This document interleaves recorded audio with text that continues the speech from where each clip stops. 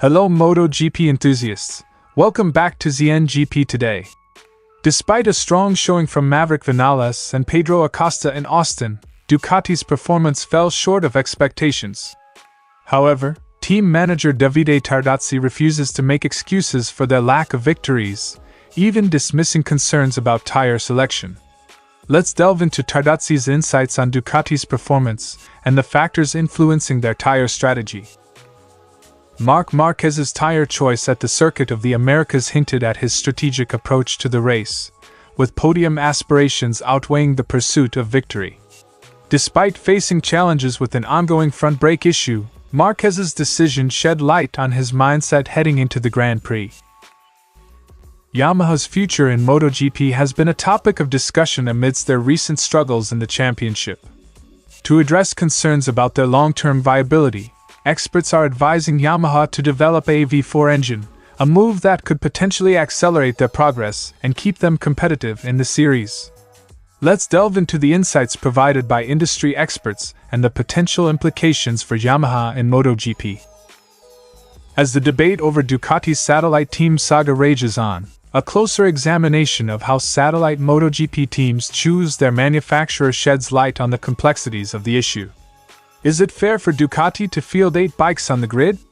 Let's delve deeper into the dynamics at play and explore the perspectives of key stakeholders in MotoGP.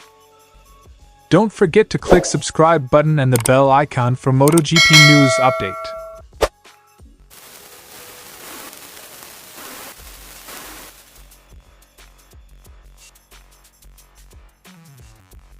Davide Tardozzi commends Maverick Viñales and Pedro Acosta for their impressive race performances in Austin but refrains from making excuses for Ducati's comparatively weaker showing. Despite challenges, Tardozzi stands by Ducati's tire choices, emphasizing Enea Bastianini's fast lap times as evidence of their correctness. The tire choice for Ducati was absolutely correct, as demonstrated by Enea's 2:0 3.2s on the last lap. Quote from Davide Tardozzi. Tardozzi highlights the importance of understanding how different bikes and their characteristics influence tire performance. While Ducati's tire choice may have been optimal for their setup, Tardozzi acknowledges the potential impact of competitors' choices on race outcomes. Then, if other bikes have different characteristics, wear out the tires more and cannot afford to use soft tires in the race, that is another issue, Davide Tardozzi told. Tardozzi analyzes the race dynamics, suggesting that Maverick Viñales' decision to opt for a medium tire was strategic given his bike's performance. Despite Ducati's strong showing in the sprint race, Tardozzi believes Viñales' choice ultimately contributed to his victory in the long race. If I were Viñales, I would have chosen the medium because with the potential shown he could have won the race, as he did, with a tire of lower performance, Davide Tardozzi concluded. While Ducati's performance in Austin may not have yielded the desired victories, Davide Tardozzi remains resolute in defending their tire choices and analyzing the broader dynamics at play in MotoGP racing. As the season progresses, Ducati will continue to refine their strategies and strive for success on the track. Stay tuned for more updates and insights from the world of MotoGP.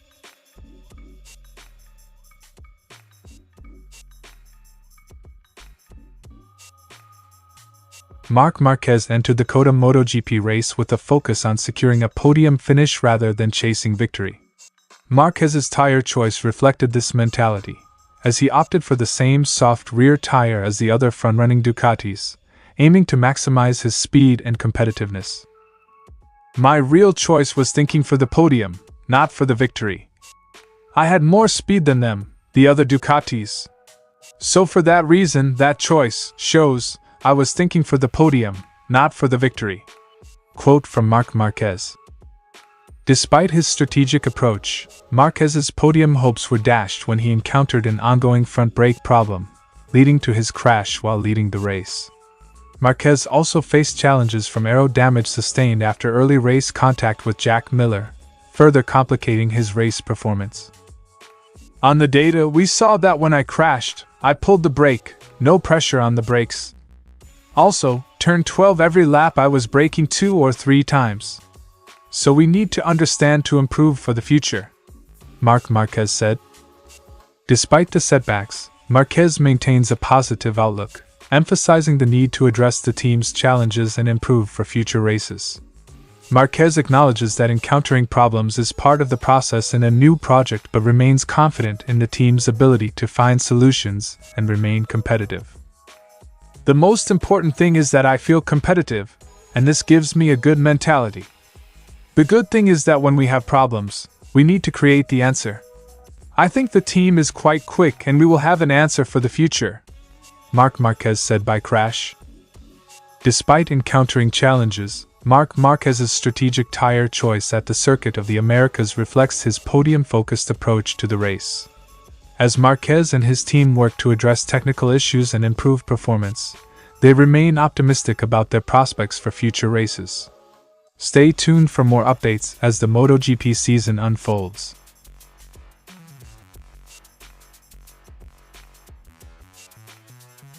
Despite Yamaha's storied history in MotoGP, concerns have arisen about their ability to remain competitive in the face of stiff competition. With the decline of the Japanese manufacturer becoming increasingly evident, experts are urging Yamaha to accelerate their progress and adapt to the evolving landscape of the sport. Michael Laverty highlighted the importance of Yamaha's long-term strategy and the need for significant improvements to ensure their continued presence in MotoGP. "It is still a worry down the line. If the factories know that there is a clear path and a change in 2027, there is light at the end of the tunnel. They can put another 10-year plan together." Quote from Michael Laverty. One key recommendation for Yamaha's resurgence is the development of a V4 engine, aligning with the current trends in MotoGP. Laverty emphasized the importance of Yamaha adapting to the changing dynamics of the sport and keeping pace with their competitors. Additionally, Yamaha's recent strategic moves, including signing Fabio Quartararo to a long-term deal and recruiting high-profile engineers, demonstrate their commitment to regaining competitiveness in MotoGP. Yamaha need to get 2 more bikes on the grid. They need another set of data. Yamaha need to up their game and follow suit. They are making big inroads and financial commitments. Michael Laverty's statement.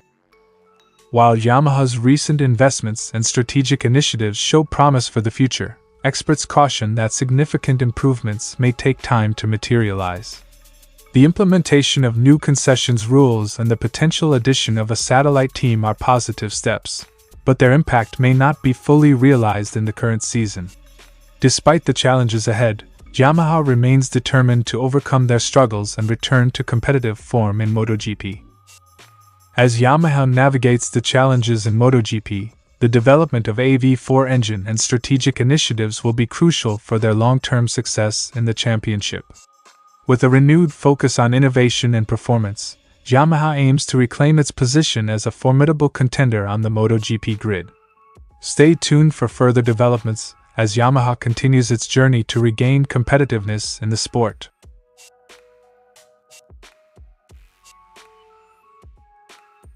Currently, Ducati dominates a significant portion of the MotoGP grid with its Desma set-aside machines, raising questions about fairness and competition in the championship.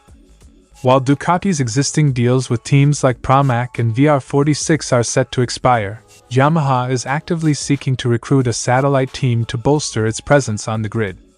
This dynamic underscores the evolving landscape of satellite teams and their critical role in the MotoGP ecosystem.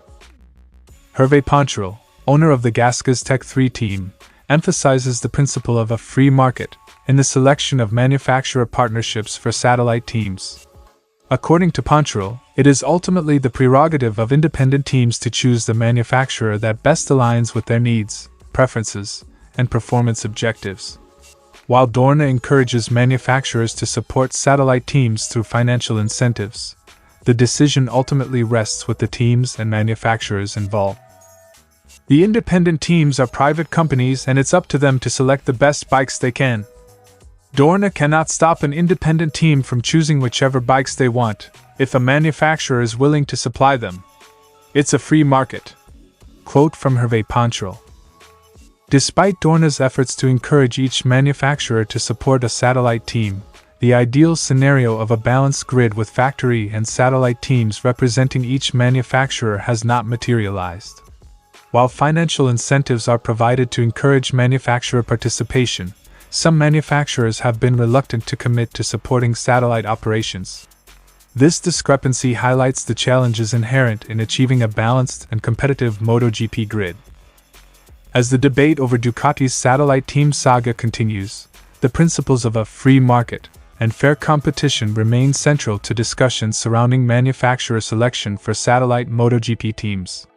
While Dorna incentivizes manufacturer participation, achieving a balanced grid with diverse manufacturer representation remains an ongoing challenge.